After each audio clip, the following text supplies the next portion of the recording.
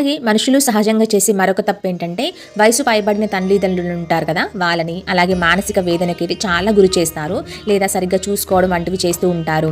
లేకపోతే తల్లిదండ్రులను లేదా వృద్ధులను ఏం చేస్తారంటే నిర్లక్ష్యం చేయడం, వారిని తీసుకెళ్లి అనాథాశ్రమంలో వేయడం, ఇటువంటివన్నీ కొంతమంది చేస్తూ ఉంటారు కదా.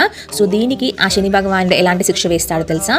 పిల్లలు అంటే ఇలాంటి తప్పులు ఎవరైతే చేస్తారో వారి పిల్లలు వాళ్ళ మాట వినరనమాట. సంతానం మొండిగా తయారవ్వడం, వారికి విద్యా విఘ్నాలు కలగడం, చివరకు మీరు కూడా వృద్ధాప్యంలో ఒంటరితనాన్ని అనుభవించడం అనేది జరుగుతుందన్నమాట.